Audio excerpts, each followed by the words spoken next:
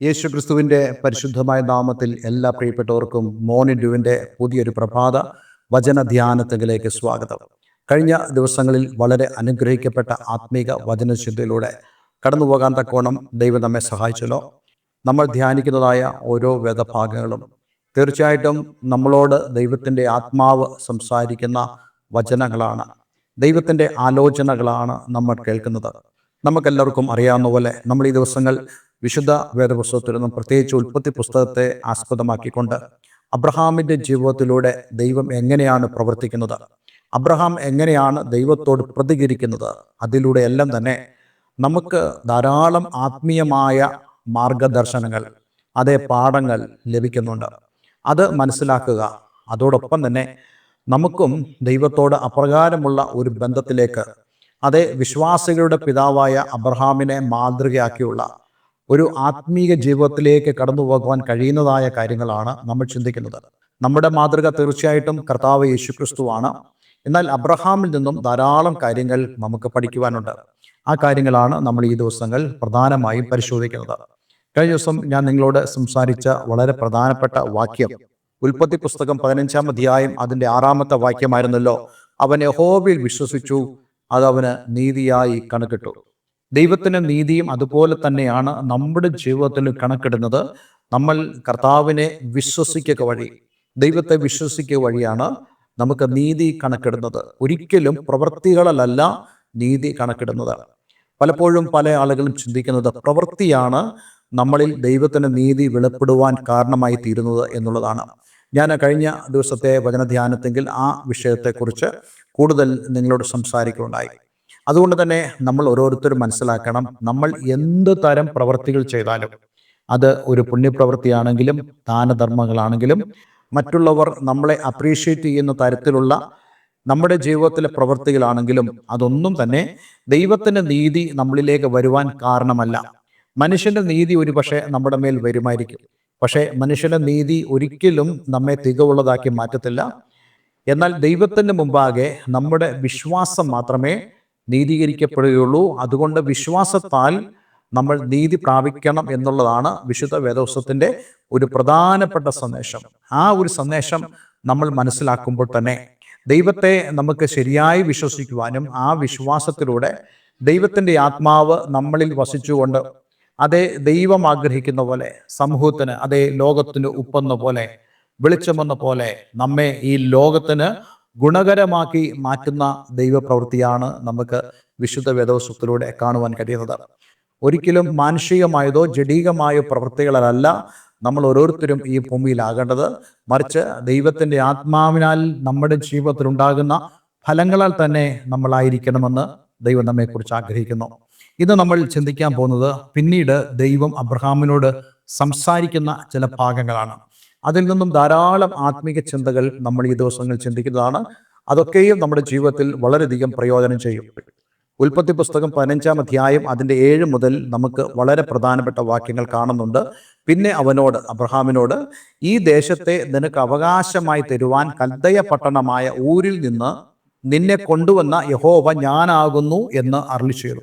അല്ലെങ്കിൽ അബ്രഹാമിൽ വിശ്വാസം വർദ്ധിപ്പിച്ചതിന് ശേഷം അബ്രഹാമിനോട് ദൈവം കനാനിനെ കുറിച്ച് സംസാരിക്കുക. നോക്കൂ, ഈ ഒരു കാര്യം പറയുമ്പോഴും ഞാൻ നിങ്ങളോട് കഴിഞ്ഞ ദിവസം പറഞ്ഞു, ഏതാണ്ട് 15-ാമത്തെ വർഷമാണ് കർത്താവ് ഈ ഒരു കാര്യം അബ്രഹാമുമായിട്ട് സംസാരിക്കുന്നത്. പിന്നീട് ഒരു 10 വർഷം കഴിഞ്ഞാണ് അബ്രഹാമിന് ഇസ്ഹാക്കിന് ഉണ്ടാകുന്നത്. എന്നാൽ ഈ ഒരു സന്ദർഭത്തിൽ ദൈവം പെട്ടെന്ന് സാറായിൽ എന്തെങ്കിലും ചെയ്തു എന്നുള്ളതല്ല നമുക്ക് കാണുവാൻ കഴിയുന്നത്, മറിച്ച് അബ്രഹാമിൽ ദൈവം വിശ്വാസം വർദ്ധിപ്പിച്ചു കൊടുത്തു. നമ്മൾ ഓരോരുത്തരും മനസ്സിലാക്കേണ്ട ഒരു കാര്യമാണ്, വിശ്വാസം വർദ്ധിച്ച് വരുന്നതായ ഒരു സാഹചര്യം നമ്മുടെ ഉള്ളിലുണ്ടെങ്കിൽ നമ്മൾ ആഗ്രഹിക്കുന്നതായ മറുപടിയേക്കാളും നമുക്ക് കൂടുതൽ സന്തോഷം തരുന്ന, സംതൃപ്തി തരുന്ന, ഉറപ്പ് തരുന്ന, നമ്മെ കൂടുതൽ ധൈര്യശാലികളാക്കുന്ന ഒന്നായിരിക്കും വിശ്വാസത്തിൻ്റെ ശരിയായിട്ടുള്ള നമ്മുടെ ജീവിതത്തിലെ പുരോഗമനം എന്ന് പറയുന്നത്. അതുകൊണ്ട് എപ്പോഴും നമ്മൾ വിശ്വാസത്തിൽ വർദ്ധിച്ചിരിക്കേണ്ടത് വളരെ ആവശ്യമാണ്. ഒരുപക്ഷെ നിങ്ങൾ ആഗ്രഹിക്കുന്നതായ പല കാര്യങ്ങളുണ്ടാകും, നിങ്ങൾ ദൈവത്തോട് സംസാരിച്ചിട്ടുള്ള പല വിഷയങ്ങളും ഉണ്ടാകും. അത് നിങ്ങളുടെ മുമ്പിൽ നിവൃത്തീകരിക്കപ്പെട്ടിട്ടില്ലായിരിക്കാം. പക്ഷേ ദൈവസന്നിധിയിൽ നിങ്ങൾ പ്രാർത്ഥിക്കുമ്പോൾ, ദൈവത്തിൻ്റെ അടുക്കിലേക്ക് കടന്നു വരുമ്പോൾ, അത് സംബന്ധിച്ചുള്ള വിശ്വാസം നിങ്ങളുടെ ഉള്ളിൽ ദൈവം വർദ്ധിപ്പിച്ചാൽ അത് തീർച്ചയായിട്ടും നിങ്ങൾക്ക് വലിയൊരു അനുഗ്രഹമായിരിക്കും. ആ വിശ്വാസത്തിൻ്റെ വർധനയിൽ തന്നെ നമുക്ക് തീർച്ചയായിട്ടും സംതൃപ്തകരമായ ഒരു ജീവിതം ദൈവത്തോടൊപ്പം ജീവിക്കാൻ സാധിക്കും. പലപ്പോഴും പല ആളുകളും ചിന്തിക്കുന്നത്, ഞാൻ പ്രാർത്ഥിച്ച വിഷയം അല്ലെങ്കിൽ ഞാൻ ഏതൊരു കാര്യത്തെ വിശ്വസിക്കുന്നുവോ ആ വിഷയത്തിന്റെ സാക്ഷാത്കാരണം എൻ്റെ മുമ്പിൽ കാണുമ്പോൾ മാത്രമേ എൻ്റെ ജീവിതം വ്യത്യാസപ്പെടുകയുള്ളൂ എന്നുള്ളതാണ്. പക്ഷെ അങ്ങനെയല്ല. നമ്മൾ ആഗ്രഹിക്കുന്ന കാര്യങ്ങൾ നമ്മുടെ മുമ്പാകെ സാക്ഷാത്കരിക്കപ്പെട്ടില്ലെങ്കിലും ദൈവത്തോടുള്ള ബന്ധത്തിൽ, ദൈവത്തോടുള്ള പ്രാർത്ഥനയിൽ, ദൈവത്തോടുള്ള സംസാരത്തിൽ നമ്മുടെ വിശ്വാസം അത് സംബന്ധിച്ച് വർദ്ധിച്ചു വരുന്നതും കൂടുതൽ ചൈതന്യവത്തായിരിക്കുന്നു എന്ന് വരികിൽ തീർച്ചയായിട്ടും നമ്മുടെ ജീവിതത്തിൽ നമ്മൾ ഏത് കാര്യം വിശ്വസിച്ചുവോ അതിൻ്റെ സാക്ഷാത്കരണത്തെക്കാളും ഏറ്റവും സന്തോഷകരമായ ഒരു അനുഭവമായിരിക്കും വിശ്വാസ ജീവിതത്തിൽ നമ്മൾ മുന്നോട്ട് പോകുന്നത്. ഞാൻ അതിനൊരു ഉദാഹരണം പറയാം. ഇപ്പോൾ ഞാൻ ആഗ്രഹിക്കുന്ന ഒരു പ്രധാനപ്പെട്ട കാര്യമുണ്ട്. ഈ ഭൂമിയിലല്ല എൻ്റെ സ്ഥിരവാസം. എനിക്ക് വേണ്ടി ദൈവം ഒരു ഭവനം സ്വർഗത്തിൽ ഒരുക്കുന്നുവെന്ന് ഞാൻ മനസ്സിലാക്കുന്നു. പക്ഷെ അവയെക്കുറിച്ചുള്ള ഉറപ്പ് എനിക്ക് എങ്ങനെയാണ് പ്രാപിക്കാൻ കഴിയുന്നത്? എനിക്ക് ദൈവത്തോടുള്ള ബന്ധത്തിലും അതേ ദൈവത്തോടുള്ള സംസാരത്തിലും പ്രാർത്ഥനയിലും ആത്മീയ ജീവിതത്തിലും എനിക്ക് അതിനെക്കുറിച്ചുള്ള ഉറപ്പ് പ്രാപിക്കുമ്പോൾ സ്വർഗത്തിൽ ഞാൻ ചെല്ലുന്നതിനേക്കാളും, അതേ സ്വർഗത്തിൽ ഞാൻ ചെന്നിട്ടില്ല, പക്ഷെ ആ സ്വർഗീയമായ സന്തോഷത്തോടുകൂടെ ഈ ഭൂമിയിൽ എനിക്ക് ജീവിക്കുവാൻ ദൈവം തരുന്നതായ ആ വിശ്വാസത്തിന്റെ വർധനവിനാൽ സാധിക്കും. അതുപോലെ തന്നെയാണ് നമ്മളുടെ ഓരോരോ വിഷയങ്ങളും, നമ്മുടെ ഭൗതികമായ വിഷയങ്ങളാണെങ്കിലും നമ്മുടെ മക്കളുടെ വിഷയങ്ങളാണെങ്കിൽ പോലും നമുക്ക് അപ്രകാരം ചില ഉറപ്പുകളുടെ അടിസ്ഥാനത്തിൽ നമുക്ക് ജീവിക്കാൻ സാധിക്കും. അതുകൊണ്ടാണല്ലോ എബ്രായലേഖനം 11:1 നമ്മൾ വായിക്കുന്നത്, വിശ്വാസം എന്നതോ ആശിക്കുന്നതിന്റെ ഉറപ്പും കാണാത്ത കാര്യങ്ങളുടെ നിശ്ചയമാകുന്നു. കാണാത്ത കാര്യങ്ങളുടെ നിശ്ചയം ആകുന്നു എന്ന് പറയുമ്പോൾ കാണാത്തതിനെ കണ്ടു എന്നതുപോലെ അത് തന്നെയാണ് നമുക്ക് എബ്രായലേഖനത്തിൽ അതേ 12-ാം അധ്യായത്തിൽ തന്നെ വായിക്കാൻ കഴിയുന്നുണ്ട്. വിശ്വാസത്താൽ മോശ അല്ലെ താൻ അദൃശ്യ ദൈവത്തെ കണ്ടതുപോലെ ഉറച്ചു നിൽക്കിയാൽ അവൻ മിസ്രയീം വിട്ടു പോന്നു. അതിനർത്ഥം എന്താ? അവൻ ദൈവത്തെ കണ്ടതുപോലെ ഉറച്ചു നിന്നു. അതാണ് വിശ്വാസത്തിന്റെ ഒരു എക്സ്ട്രീം എന്ന് നമുക്ക് വേണമെങ്കിൽ പറയാവുന്നതായ ഒരു അനുഭവം അത് നമ്മുടെ ജീവിതത്തിൽ ഉണ്ടാകേണ്ടത്. അതുകൊണ്ട് അങ്ങനെയുള്ള ഒരു വിശ്വാസത്തിന്റെ വേളയിൽ നമ്മൾ ആരും തന്നെ പതറി നിൽക്കുന്നവരല്ല. ഒരുപക്ഷെ നമ്മൾ വിശ്വസിക്കുന്ന കാര്യത്തിന്റെ സാക്ഷാത്കരണം നമ്മുടെ മുമ്പിൽ കണ്ടില്ലെങ്കിൽ പോലും അത് നമ്മൾ പ്രാപിച്ച എന്ന പോലെ തന്നെ വിശ്വാസത്താൽ നമുക്ക് നിൽക്കുവാൻ സാധിക്കും. അവിടെ നമുക്ക് യാതൊരു ചഞ്ചലവും ഉണ്ടാവുകയില്ല, യാതൊരു പതർച്ചയും നമുക്കുണ്ടാവുകയില്ല. പഴയകാല വിശ്വാസ വീരന്മാരെ നമ്മളൊന്ന് പരിശോധിക്കുമ്പോൾ അവരുടെ ജീവിതത്തിൽ ഇന്ന് നമുക്കുള്ളതുപോലെ ഒന്നും അവരിൽ ഉണ്ടായിരുന്നില്ല. അവർ നാളുകളെ ഓർത്ത് അവരുടെ കയ്യിലുള്ള നിക്ഷേപങ്ങളെയോ അവരുടെ വസ്തുക്കളോ ഒന്നും അവർക്ക് ആശ്രയിക്കാൻ കഴിയത്തക്കതായി ഒന്നും ഉണ്ടായിരുന്നില്ല. പക്ഷെ എന്താണോ അവർ വിശ്വസിച്ചത്, ആ വിശ്വസിച്ചതിനെ, അതിനെ കണ്ട് എന്നതുപോലെ തന്നെ അതിനെ പ്രാപിച്ചു എന്നുള്ളതുപോലെ തന്നെ അവർ ഉറച്ചു നിന്നതുകൊണ്ട് അവർ ക്ഷീണിച്ചു പോയില്ല, അവർ വിശ്വാസത്തിൽ തളർന്നു പോയില്ല. ഇന്ന് ഞാൻ നിങ്ങളോടെല്ലാം പറയാൻ ആഗ്രഹിക്കുന്ന ഒരു പ്രധാനപ്പെട്ട കാര്യമാണ്, ദൈവം നമ്മെക്കുറിച്ച് ആഗ്രഹിക്കുന്ന കാര്യം നമ്മൾ വിശ്വാസത്തിൽ വളർന്നു വരണം, വിശ്വാസത്തിൽ ഉറച്ചു നിൽക്കണം. അതുതന്നെയാണല്ലോ ദൈവം യോശുവയോടൊക്കെ ആവശ്യപ്പെട്ടത്. അതെ, നിങ്ങൾ ഉറച്ചു നിന്നാൽ, നിങ്ങൾ ഭയപ്പെട്ടു പോകാതെ ഉറച്ചു നിന്നാൽ, വിശ്വാസം ഉള്ളവരായി തീർന്നാൽ, അതെ, നിങ്ങൾ ദൈവത്തിന്റെ മഹത്വം കാണും. ഞാൻ ഈ ഒരു കാര്യം ചിന്തിക്കുമ്പോൾ എൻ്റെ മനസ്സിൽ വരുന്ന ഒരു ചിന്ത, പലപ്പോഴും നമ്മൾ ഏതൊരു വിഷയത്തെയാണോ നമ്മൾ വിശ്വസിക്കുന്നത്, ആ വിഷയം നമ്മുടെ ജീവിതത്തിൽ നിറവേറുന്നതിന് മുമ്പ്, അല്ലെങ്കിൽ ഞാൻ നേരത്തെ പറഞ്ഞ ആ പ്രയോഗം പോലെ സാക്ഷാത്കരിക്കുന്നതിന് മുമ്പ് ഉള്ളതായ നമ്മളുടെ ജീവിതം അത് വളരെ ക്രൂഷ്യലാണ്, വളരെ പ്രധാനപ്പെട്ടതാണ്. അവിടെയാണ് നമ്മൾ ഭയപ്പെടാതിരിക്കേണ്ടത്, ചഞ്ചലപ്പെടാതിരിക്കേണ്ടത്, ധൈര്യപ്പെടേണ്ടത്. അവിടെയാണ് നമ്മൾ പാട്ടുപാടേണ്ടത്, അവിടെയാണ് നമ്മൾ ആരാധിക്കേണ്ടത്, അവിടെയാണ് നമ്മൾ ദൈവത്തെ മഹത്വപ്പെടുത്തേണ്ടത്. പലപ്പോഴും പലരുടെയും ജീവിതത്തിൽ ഉത്തരം കിട്ടിക്കഴിഞ്ഞാണ് അവർ ദൈവത്തെ മഹത്വപ്പെടുത്തുന്നത്, ചങ്ങല പൊട്ടിക്കഴിഞ്ഞാണ് അവർ ആരാധിക്കുന്നത്. നോ, അങ്ങനെയല്ല. ചങ്ങലയോടുകൂടെ ദൈവത്തെ അപ്പോസ്തലന്മാർ ആരാധിച്ചതുപോലെ ജീവിതത്തിൽ പ്രശ്നങ്ങൾ ഉള്ളപ്പോൾ ദൈവത്തെ മഹത്വപ്പെടുത്താൻ കഴിയണം. അത് വിശ്വാസത്താലുള്ള പ്രവർത്തികളാണ്, വിശ്വാസത്താലുള്ള ആരാധനയാണ്, വിശ്വാസത്താലുള്ള ദൈവത്തെ മഹത്വപ്പെടുത്തലാണ്. അത് തീർച്ചയായിട്ടും നമ്മുടെ ജീവിതത്തിൽ വലിയവ സംഭവിക്കാനിടയായി തീരും. ഇവിടെ അബ്രഹാമിന് അതേ തൻ്റെ മകനെക്കുറിച്ചുള്ള ഒരു ഉറപ്പ് പ്രാപിച്ച് ആ വിശ്വാസത്താൽ താൻ നിൽക്കുമ്പോൾ തന്നെ ദൈവം അബ്രഹാമിനോട് വീണ്ടും പറയുന്നു, അതേ, അബ്രഹാമിന്റെ ചിന്ത കനാൻ എന്നുള്ള ദേശത്തേക്ക് പോകത്തക്കോണം, അവിടെ ദൈവം അബ്രഹാമിനോട് ചിലത് സംസാരിക്കത്തക്കോണം കനാനിനെ കുറിച്ചുള്ള ഒരു ചിന്ത അബ്രഹാമിന്റെ ഉള്ളിൽ ദൈവം ഇട്ടുകൊടുക്കുകയാണ്. അപ്പോൾ അങ്ങനെയാണെങ്കിൽ ഈ നമ്മുടെയൊക്കെ ജീവിതത്തിലും ഇതുപോലെ നമ്മൾ ഭാരപ്പെടുന്ന ഒരു വിഷയത്തിൻ്റെ മുമ്പിൽ ദൈവം അതിന് പരിഹാരമുണ്ടാക്കി നമ്മെ സ്വസ്ഥരാക്കി കഴിയുമ്പോൾ ദൈവം തന്നെ അടുത്ത ഒരു ചിന്ത നമ്മുടെ ഉള്ളിലേക്ക് കൊണ്ടിടുന്നുണ്ട്.